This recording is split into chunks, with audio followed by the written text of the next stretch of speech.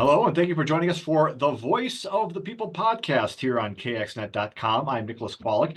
Today, we are focusing on the race for Congress. Joining me to talk about that is the North Dakota Democratic Nonpartisan League endorsed candidate, Trygve Hammer. Mr. Hammer, thanks for joining me. Glad to be here with you, Nicholas.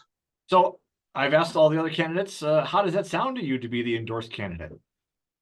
It's kind of exciting. My grandfather was a Republican NPL state legislator, and the back of his campaign card said, vote for these three progressive Republican men, which is not something you find these days, progressive Republican men. But so I have a little bit of background in it, or a little bit of heritage, and I love North Dakota, and it's pretty exciting to be the endorsed candidate.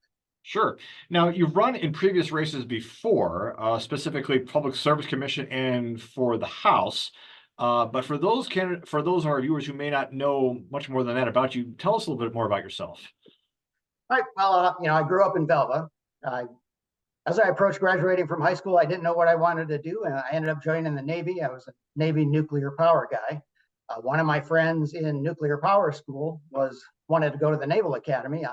When I found out what that was, I applied too. I got there, graduated 4 years later with a degree in chemistry, a commission as a Marine Corps officer, and went on to be a helicopter pilot. I've been a forward air controller.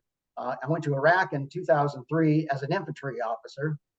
Did some other security work and came back here in 2016. I taught 7 to 12 science up in Granville for 3 years. Went out, worked as a roughneck on workover rigs in the Bakken. Was recently a freight rail conductor for a little over a year, and now I'm a counselor over at Job Corps. Okay.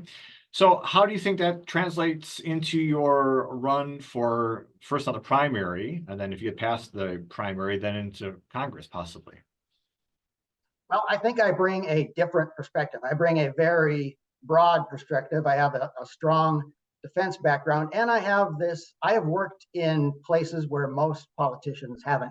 There was a survey recently released that, of 7,300, I think it was, state legislators across the country, only 1.6%, or about 116 of them, have worked in manual labor or clerical or union work. And, people who work in those fields make up 50% of the workforce, but they're represented by people who have not recently or currently been in those kind of jobs. So I think I bring a really different perspective to it, a very kind of independent perspective, because I haven't been in this political game for long.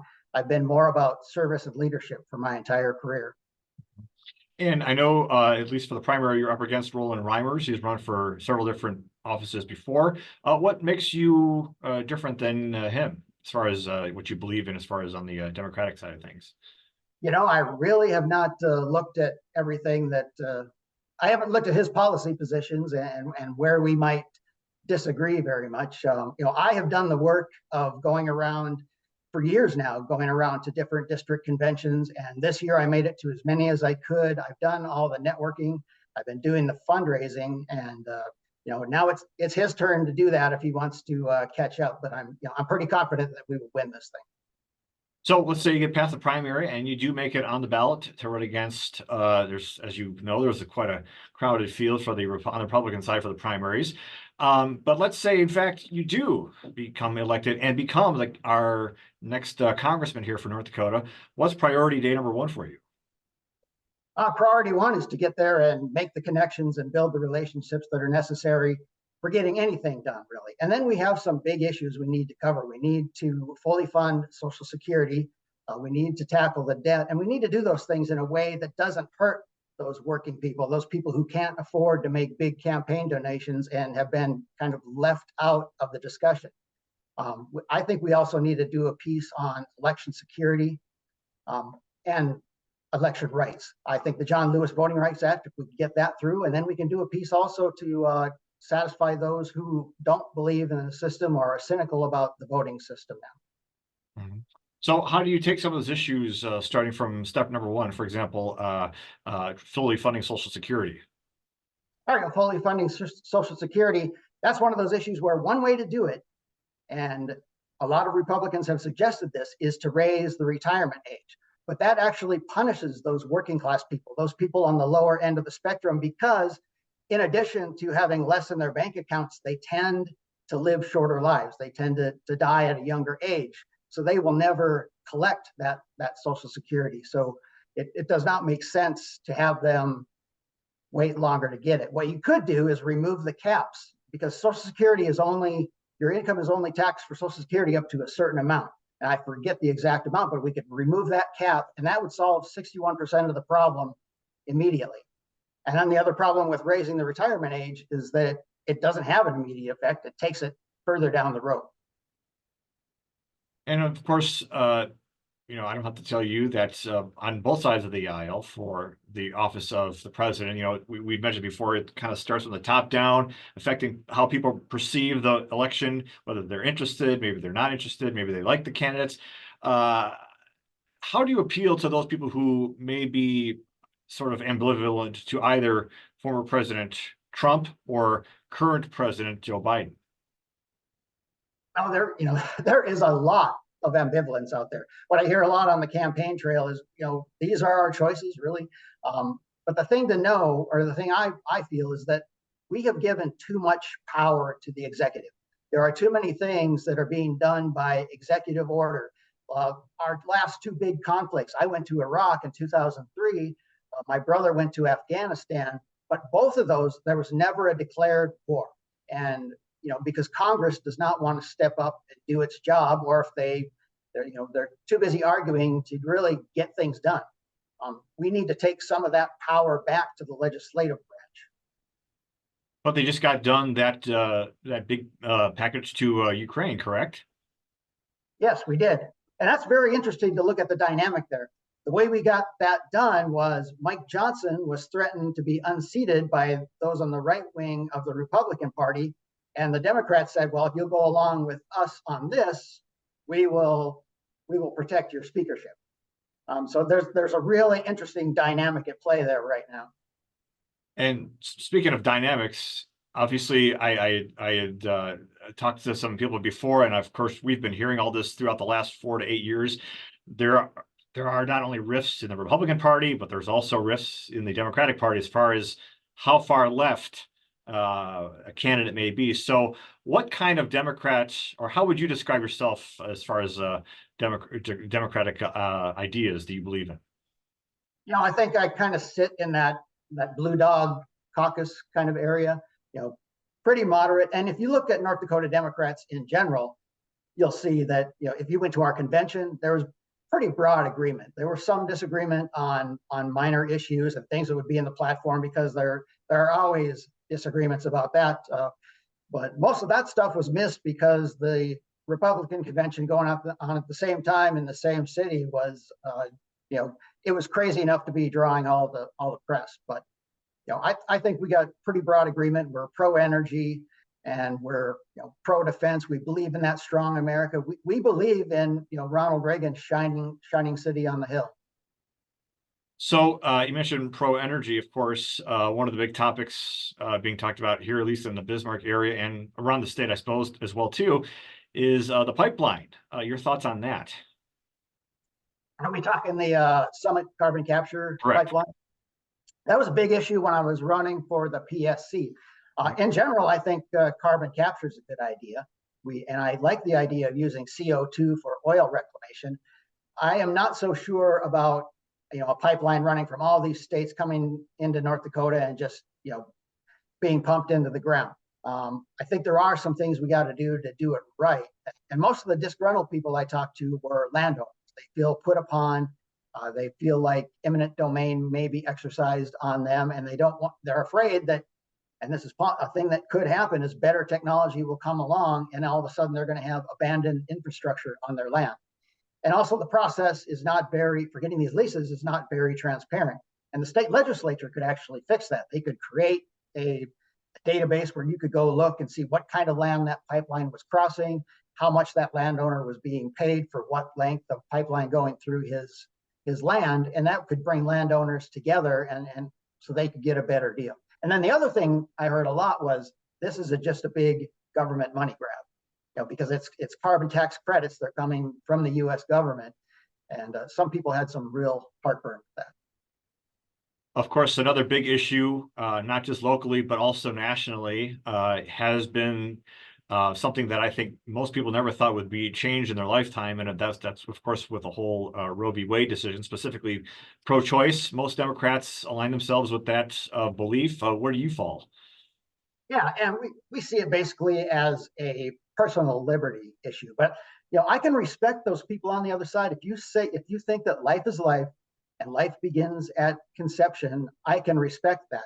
I have a little less respect for those people who say life is life, life begins at conception, but IVF is popular, so we need to make a carve out for that. They've abandoned principle because they need to maintain power. Or, at least one legislator in Alabama said, well, life is life begins at conception, but, or at implantation. So what you're saying then is, life, we don't, when it's the embryo, a frozen embryo, that's no big deal. But as soon as it becomes part of a woman's body, then the government can intervene. And I just see that as interference. And the other thing is, we have these principled people with those beliefs, but Pro-Life Inc. does not hold them. They're willing to give up on those principles to hold on to power. And so you saw that Alabama legislator, talking about, oh, it's implantation now. And like I said, I can respect the people. I respect people's beliefs, and but mine is that this is a personal liberty issue. So we mentioned your priorities day number one, but what are you hearing as far as your constituents or potential constituents who say, hey, Trygve, if you get elected, we need you to tackle this right away? What are they saying?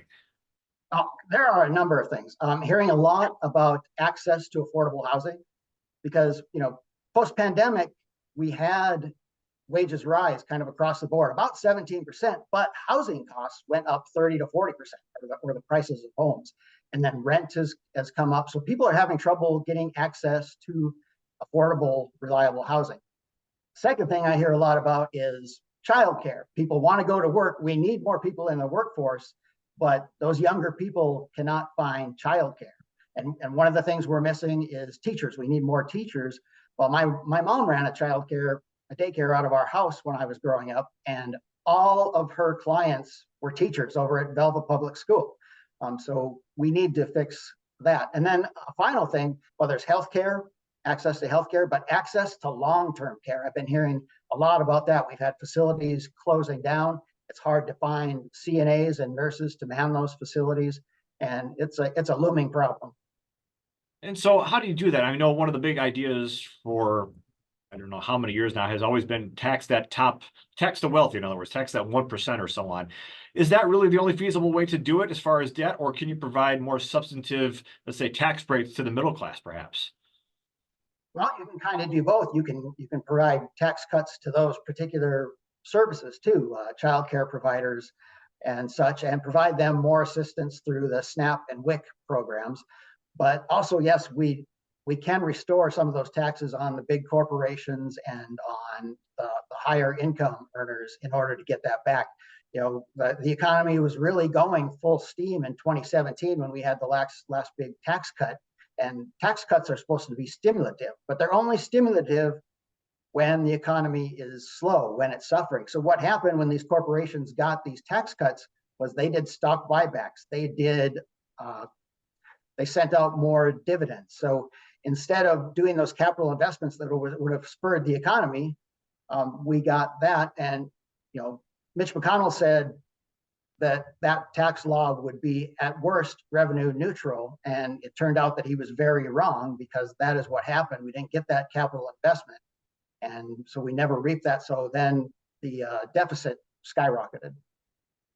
And in addition to that, you mentioned the COVID pandemic. There unfortunately were some people that wound up abusing the COVID stimulus money. So as a potential lawmaker, how would you foresee preventing something like that happening in the future? Not to say that we'll live through another pandemic in our lifetime, but how would you sort of integrate some sort of punishment for those trying to abuse government money?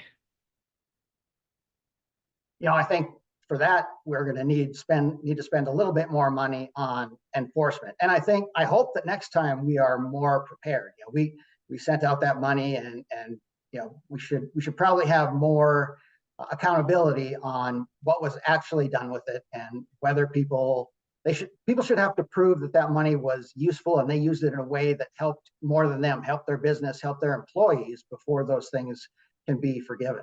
Otherwise, they should be paid back. Speaking of enforcing, another big topic right now is the border, specifically the southern border.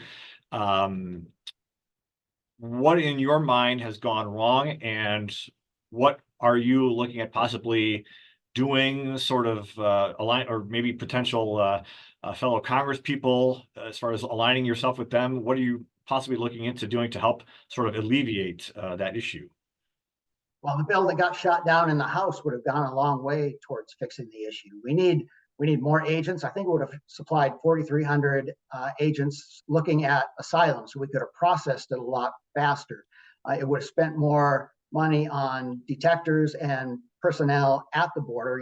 Encounters are up 250%, but when you look at those encounters, every time you cross the border, that's an encounter. So it isn't all just people coming across the river. Another issue with that is, two people are talking about fentanyl coming across, but that is coming across at those ports of entry, not from the people trying to escape where they were to get into the United States for a better life. For one thing, the drug runners wouldn't trust them to be their mules. The final thing is, we really need to solve the problem before it arrives at the border. We can have better visa processes, more robust visa processes in the countries where these folks are coming from, so that they can see an option there, so that it is not so tempting to make this dangerous trip all the way up to the US border. What about a wall? I think a wall is, one, inefficient, and two, you're not going to stop the fentanyl. And if you have a wall, you also need to have observation on that wall all the time. So, if we were to have, when you create an obstacle in battle, you put eyes on that obstacle. So that obstacle is the first thing, but we know people are going to breach an obstacle. So we put eyes on it, and then we have artillery or whatever ready to, when that enemy is stopped, to hit them hard. That's the part that would be missing with that. And there's environmental concerns, there's landowner concerns. It would just be another big project, another big thing to maintain. Speaking of maintaining, of course, you mentioned earlier, we talked about it, and I want to touch on it a little bit more if we might.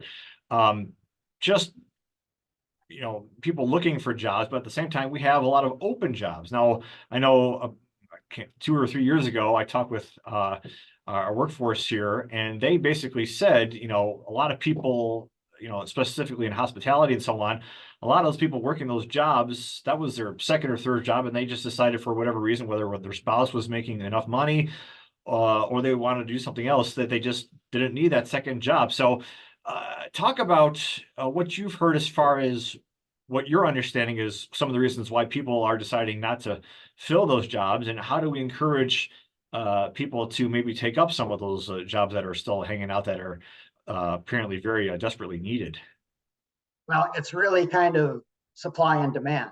And you can talk about those jobs as frontline workers again, and those jobs were celebrated during the pandemic, and they were the ones still out there, and the pay raises didn't hit as much for them as they did for a lot of other people. What you're seeing now is, we have legal immigrants coming in on visas and working here. We have thousands of people doing that in North Dakota. They're working in ag, they're working in hospitality, they're teaching our kids in school, and they're working in our hospitals. And that is part of the solution, is a process to get them in and able to work. And the great thing about it, I was talking to an immigration lawyer, and what she told me was that, without these immigrants across the United States working and paying into Social Security, but never collecting it, Social Security would pretty much collapse. So we need immigrants to come in and work, and we need it to be through that legal process. It helps them, it helps us fill those positions. Do you think, or to what extent do you believe North Dakotans, and I suppose Americans as well, really understand why so many are coming in from the southern border without the proper without the proper processes? Do you think it's because of the fact that most of them are fleeing from danger, or tell me about what your thoughts as far as how well everybody seems to understand it. Well, they're obviously, you don't make that long trek overland unless you're fleeing something, and it's they're fleeing poverty, they're fleeing violence, they're in a position that's unlivable. They want something better for their kids, and they're desperate enough to make that long trek up to the border. And how much do people understand that? When you're campaigning, you come to learn that maybe 20% of people are really engaged in the news. They only really hear the stuff that gets shouted the loudest. So probably not a lot of people understand exactly what's going on in those countries and what's the primary source driving it. And the other thing is, North Dakotans don't want extreme measures. North Dakotans, you get the feeling that Governor Abbott could sit there at the Rio Grande and watch people drown in the Rio Grande all day, but North Dakotans aren't like that. They want a solution that's humane. They understand that we cannot otherize the people who are coming up to our border. We need to see them as human beings and treat them in that way. So as I mentioned, you've been through this before as far as running for an office or position. So what have you learned about getting more voters out there and engaging them in the issues and kind of helping them to make the best choice for not only themselves, but for others, namely North Dakotans?